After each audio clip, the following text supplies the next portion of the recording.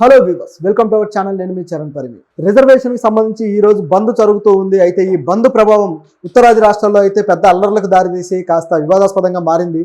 మన దక్షిణాది రాష్ట్రాల్లో అయితే పెద్ద ప్రభావం చూపట్లేదు. కానీ అసలు ఈ బంద్ అవసరమా అనేది ఇప్పుడున్న ప్రశ్న. కొంతమందికేమో ఈ బంద్ ఖచ్చితంగా అవసరం, కొంతమంది మాత్రం ఈ బంద్ వల్ల జరిగే అనర్థాలను చూసి చాలా బాధపడుతున్న సంఘటన ఉంది. ఎందుకంటే ఈరోజు మందకృష్ణ గారు కూడా తను ఒక ప్రెస్ మీట్ పెట్టి ఇంటర్వ్యూ ఇస్తున్నారు. అంటే సమాంతరంగా ఒకవైపు బంద్ జరుగుతూ ఉంది, మరొక వైపు మందకృష్ణ గారు ఇంటర్వ్యూ జరుగుతూ ఉంది. సో దీంట్లో ఆయన కూడా ఏమంటున్నారంటే, ఆయన వ్యాఖ్య చివరి వ్యక్తి ఆవేదనే ఈ వర్గీకరణ అన్నారు. అంటే చివరి వ్యక్తి అంటే ఎవరంటే ఈ కులాల ఏవైతే నిచ్చెనమెట్ల వ్యవస్థ ఉందో ఇందులో అత్యంత దారుణంగా అన్యాయానికి గురైపోయి అత్యంత దీనస్థితిలో ఉన్న ఏ కులమైతే ఉందో ఆ కులాలకు సంబంధించి సరైన అవకాశాలు అందుకోలేని అలా పడి ఉన్న ఒక నిర్భాగ్యులు అనమాట. ఇలాంటి నిర్భాగ్యుల కోసం ఇది అవసరం అని చెప్పేసి ఆయన చెప్పకనే చెప్పారు. సో ఇంటర్వ్యూలో చాలా విషయాలు వెల్లడించారు ఆయన. సో మాదిగ ఉపకులాలు ఏవైతే ఉన్నాయో, ఇప్పుడు మాల మాస్టిన్లు అలాగే మాదిగ మాస్టిన్లు ఇట్లాంటి ఉపకులాలు అనేకం ఉన్నాయి.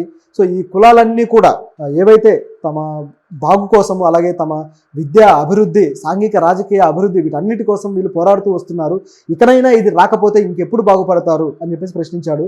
దాంతోపాటు ఈ రిజర్వేషన్ చేయాలి అంటే, వర్గీకరణ చేయాలి అంటే ఈ కులగణన చేయాల్సి ఉంది కదా అనే ప్రశ్న వచ్చినప్పుడు, కులగణన అనేది అంత ఖచ్చితంగా ఇప్పుడేం అవసరం లేదు, ఉన్న గణన సరిపోతుంది. ఆల్రెడీ కొన్ని లెక్కల ప్రకారం చూస్తే తెలంగాణలో మాదిగల శాతం ఇంత, మాలల శాతం ఇంత, అలాగే ఆంధ్రాలో కూడా వీళ్ళ శాతం ఇంత అని మనం కొన్ని లెక్కలు అయితే పెట్టుకున్నాం కదా. అదేవిధంగా జాతీయ స్థాయిలో కూడా లెక్కలు ఉన్నాయి. ప్రస్తుతానికైతే ఈ లెక్కల ప్రకారం దీన్ని అమలు చేస్తే బాగుంటుంది, తర్వాత ఈ కులగణన అనేది చేస్తూ ఉండొచ్చు, తప్పులేదు అని చెప్పేసి ఆయన అనడం జరిగింది. ఎందుకంటే కులగణన పెట్టుకుంటే మళ్ళీ అది జరుగుతూ సాగుతూ వెళ్ళిపోతుంది.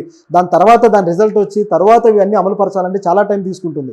పైగా ఇవన్నీ రాష్ట్రాల పరిధిలో ఉన్నాయి కాబట్టి రాష్ట్రాల పరిధిలో నిర్ణయాలు తీసుకుంటే బాగుంటుంది. కులగణన కూడా రాష్ట్రాల స్థాయిలో చేయొచ్చు, ఎందుకంటే కేంద్ర ప్రభుత్వం చేయడానికి ఎలాగో రెడీగా లేదు. చేస్తే ఏ కులాలు ఏ విధంగా అన్యాయం అయిపోయాయో బయటపడుతుంది అనేది వాళ్ళ భయం. అందరికీ మేము న్యాయం చేసామని చూపించుకోవడం కోసం వాళ్ళు చేయడం లేదు. ఇక్కడ చూస్తే మాత్రం రాష్ట్ర స్థాయిలో మరి కులగణన చేసి ఆ రిజల్ట్ అనేది చూపిస్తే చాలా బాగుంటుంది. సో ఇది కూడా ఆయన మాట్లాడడం జరిగింది. అయితే ఒకవైపు ఇది జరుగుతూ ఉండగా మరొక వైపు చూస్తే ఈ బంద్ అనేది మాత్రం కాస్త తీవ్రత రూపం దాలుస్తూ ఉంది. ఈ తీవ్ర రూపము ఏ స్థాయిలో వెళ్తుంది, మరి పై స్థాయికి వెళ్తుందా, లేకపోతే మరీ పై స్థాయికి వెళ్తుందా, లేకపోతే ఈ ఒక్కరోజుతో అయిపోతుందా అనే ప్రశ్న వచ్చినప్పుడు ఇది కాస్త ముదిరి పాకాన పడే పరిస్థితి అయితే కనపడుతుంది. ముఖ్యంగా ఉత్తరాది రాష్ట్రాల్లో ఆ బీహార్, ఉత్తరప్రదేశ్ అలాగే రాజస్థాన్, మధ్యప్రదేశ్ ఇలాంటి రాష్ట్రాల్లో ఏమైపోయిందంటే వీళ్ళు అందరూ రోడ్ల మీదకి వచ్చేసి బంద్ చేస్తున్న వాళ్ళంతా కూడా అరాచకం సృష్టిస్తూ కాస్త ఆ ప్రభుత్వ ఆస్తుల్ని కూడా ధ్వంసం చేస్తూ ఉన్నారన్నమాట. ప్రభుత్వ ఆస్తులు అంటే ప్రజలకు ఉపయోగపడే ఆస్తులు, వాటిని ధ్వంసం చేయడం వల్ల ప్రజలే ఇబ్బంది పడే పరిస్థితి ఉంది. ఆర్టీసీ బస్సుల్ని కావచ్చు, లేకపోతే ప్రభుత్వ ఆఫీసుల్ని కావచ్చు, రైల్వే స్టేషన్లను దిగ్బంధనం చేయడం కావచ్చు, ఇవన్నీ జరుగుతూ ఉండటం వల్ల చివరికి ప్రజలకే నష్టం జరిగి ప్రజలు ఎందుకు వచ్చిన గోలరా అనే పరిస్థితి వస్తుందన్నమాట. మరి ఈ బంద్ని ఎవరు చేస్తున్నారు, నిజంగా దీని వెనకాల ఒక ఆర్గనైజ్డ్ శక్తి ఉందా అని చూస్తే ఉంది. రిజర్వేషన్ బచావో సంఘర్ష సమితి అనేది ఒకటి ఉందన్నమాట. ఈ సమితి పిలుపు ఇచ్చింది. మొత్తం జాతీయ స్థాయిలో పిలుపునివ్వడంతో రాష్ట్ర స్థాయిలో ఉన్న కుల సంఘాలు కూడా యాక్టివ్ అయ్యాయి. అంటే దళితుల్లోనే మరో వర్గాలు ఉన్నాయి కదా, సో ఎక్కువగా దీని వల్ల లాభపడుతున్నారని ఎవరి మీద అయితే నిందలు ఉన్నాయో వాళ్ళు దీన్ని చేయడానికి రెడీ అయ్యారు. అంటే ఇది విభజించొద్దు, అందరం కలిసి ఒకే దాంట్లో కొట్టుకొని చేస్తాము అన్నట్టుగా ఉంది. దీనికి ఇక్కడ కూడా మాల మహానాడు ఇదే విధంగా అడుగుతూ వస్తుంది. సో దీనికి వీళ్ళు కూడా పిలుపునిచ్చారు. మాల మహానాడు కూడా హర్షకుమార్ గట్టిగా నినాదం చేసి అందరం రేపు విజయవంతం చేద్దామని చెప్పి అడగటం కూడా జరిగింది. సో వీళ్ళ ఆధ్వర్యంలో జరిగింది. కానీ అక్కడ అయితే బాగా భారీ స్థాయిలో వెళ్ళింది, బీహార్లో కావచ్చు అలాగే రాజస్థాన్లో కావచ్చు, ఈ ప్రాంతాల్లో. ఎందుకంటే అక్కడ దళితులు, నిజానికి అక్కడి దళితులు అన్ని వర్గాలు కూడా కాస్త కునారిల్లిపోయే ఉన్నారు. దళితుల్లో అన్ని వర్గాలు కూడా కేవలం అక్కడ ఆధిపత్య వర్గాలు అలాగే ఈ ఠాకూర్లు ఇలాంటి కొన్ని కులాల వర్గాలు మాత్రమే చాలా బలంగా ఉండి కుల వ్యవస్థని ఇంకా పోషిస్తూ ఉన్న పరిస్థితి ఉంది అక్కడ. ఇంత బలమైన కుల వ్యవస్థ అక్కడ ఉండగా కనీసం ఒక అగ్రవర్ణ వ్యక్తి ముందు సమాన స్థాయిలో కుర్చీలో కూర్చున్న అధికారం కూడా మీరు సంపాదించుకోలేదు ఇంతవరకు. అటువంటిది ఇప్పుడు మళ్ళీ మీకు వచ్చే హక్కులను ఎందుకు అడ్డుకుంటున్నారు, అన్ని వర్గాలు ఎందుకు హక్కులను వద్దనుకుంటున్నారు అని చెప్పేసి ఒక ప్రశ్న అయితే వీళ్ళకి వేయక తప్పదు. పైగా దీనికి సపోర్ట్ చేస్తున్న వాళ్ళు కూడా ఇన్ని రోజులు అరే దళితులకు ఒక అస్తిత్వాన్ని తీసుకొచ్చారు, దళితుల ప్రభుత్వాలను స్థాపించి ఏలారు అని చెప్పి ఎవరినైతే మనం మెచ్చుకున్నామో వాళ్ళే దళితుల్లో మిగతా వర్గాలకు అవకాశాలు లేకుండా చేయడానికి రెడీ అయ్యారనిపిస్తుంది. బీఎస్పీ నుంచి మాయావతి గారు దీనికి పూర్తిస్థాయి మద్దతు తెలిపారు. అలాగే భీమ్ ఆర్మీ ఉంది, భీమ్ ఆర్మీ పార్టీ ఉంది ఉత్తరప్రదేశ్లో. సో ఆ ఆర్మీ నాయకుడు కూడా, నిజానికి ఆర్మీ నాయకుడు రావణ్ చాలా గొప్ప పేరు తెచ్చుకున్నాడు. ఆధిపత్య కుల వర్గాలు చేస్తున్న ఏవైతే అకృత్యాలు ఉన్నాయో వాటి మీద పోరాడుతూ ఆయన చాలా గట్టి వాయిస్ వినిపించాడు. ఈసారి ఎలక్షన్స్లో ఆయన కొద్దిగా గొప్ప ప్రభావం కూడా చూపాడు. సో ఇంత స్ట్రాంగ్గా వెళ్ళాడు ఆయన. అటువంటి టీము ఇప్పుడు ఎందుకు ఈ విధంగా రివర్స్ అయింది అంటే, వాళ్ళ కులాలకు మాత్రమే అధికారాలు రావాలా, మిగతా దళిత కులాలన్నీ అన్యాయం అయిపోవాలా అనే ప్రశ్న అయితే వస్తుంది. దళితులమని చెప్పుకుంటూ దళిత కార్డు చూపించుకొని దళితులుగానే మీరు అధికారాలు వెలగబెట్టారు. దళితుల మీద దాడులు చేస్తున్నారని మీరు రోడ్ల మీదకు వచ్చి ప్రభుత్వాలని వాళ్ళు విమర్శించారు. చివరికి దళితులందరూ కలిసి మీకు ఓట్లేస్తే మీరు అన్యాయంగా అధికారాలు వెలగబెడుతున్నారు. ఈ ఓట్లేసిన దళిత వర్గాలకు మాత్రం రిజర్వేషన్ వస్తుంది, వీళ్ళకు ఉద్యోగాలు కావాలి అంటే మీరు అడ్డుపడతారా? ఇంతకన్నా దుర్మార్గం ఉంటుందా? దీని మీద వాళ్ళు ఆత్మ పరిశీలన చేసుకోవాలి. అన్ని వర్గాలకు ఎందుకు వద్దంటున్నారు, ముందు ఆ సమాధానం చెప్పగలరా? ఇది ఇంకా పెద్ద స్థాయి చర్చగా మారాలి ఇది. సో వీళ్ళ ఉద్యమం తీవ్ర రూపం దారిస్తే మళ్ళీ ప్రభుత్వం వెనకడుగు వేసే అవకాశం ఉంది. దీనికి కాంగ్రెస్ కూడా మద్దతు తెలిపింది. ఇది ఇక్కడ బాధాకరమైన విషయం. ఏవైతే తమ బాగు కోసం, అలాగే తమ విద్యా అభివృద్ధి, సాంఘిక రాజకీయ అభివృద్ధి, వీటన్నిటి కోసం వీళ్ళు పోరాడుతూ వస్తున్నారు. ఇకనైనా ఇది రాకపోతే ఇంకెప్పుడు బాగుపడతారు అని చెప్పేసి ప్రశ్నించాడు.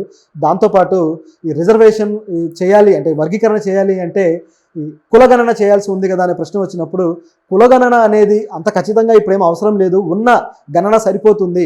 ఆల్రెడీ కొన్ని లెక్కల ప్రకారం చూస్తే తెలంగాణలో మాదిగల శాతం ఇంత, మల్లల శాతం ఇంత, అలాగే ఆంధ్రాలో కూడా వీళ్ళ శాతం ఇంత అని మనం కొన్ని లెక్కలు అయితే పెట్టుకున్నాం కదా.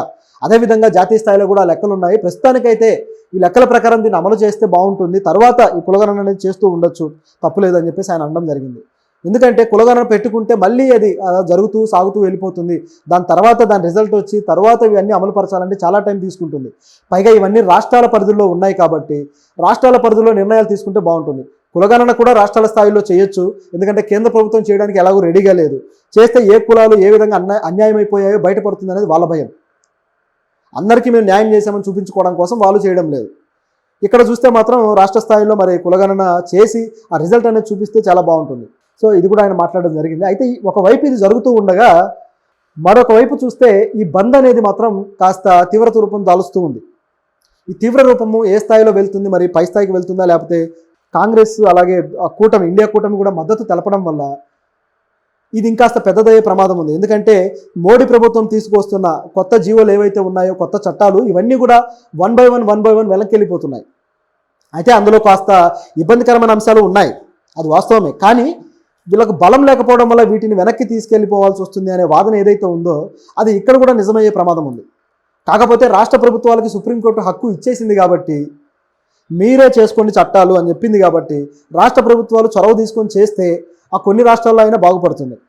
అదేవిధంగా జాతీయ స్థాయిలో ఒకేసారి చట్టం చేసి కేంద్ర ప్రభుత్వం రిలీజ్ చేసినా ఇంకా బాగుంటుంది. ఎందుకంటే ప్రతి రాష్ట్రము ఇలాంటి ఆలోచనతో లేదు. కాంగ్రెస్ ఎక్కడైతే అధికారంలో ఉందో ఆ రాష్ట్రాలు కొన్నిసార్లు రెడీగా లేవు. మన రాష్ట్రంలో అయితే ఓకే, మన తెలంగాణలో అయితే రేవంత్ రెడ్డి గారు యాక్టివ్గానే ఉన్నారు, మేము చేస్తామని చెప్పేసి అన్నారు, ఆర్డినెన్స్ కూడా ఇస్తామని చెప్పేసి అన్నారు. కానీ జాతీయ స్థాయిలో మాత్రం కాంగ్రెస్ దీన్ని సపోర్ట్ చేస్తుంది, ఇది ఈ బంద్ని, వర్గీకరణను వ్యతిరేకిస్తుంది.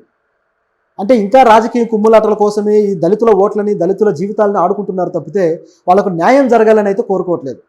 ఇది చాలా బాధాకరమైన విషయం. దీని విషయంలో మాత్రం ఖచ్చితంగా కేంద్ర ప్రభుత్వం సీరియస్గా ఉండాలి. అలాగే ఈ కూటమి కూడా మారాలి.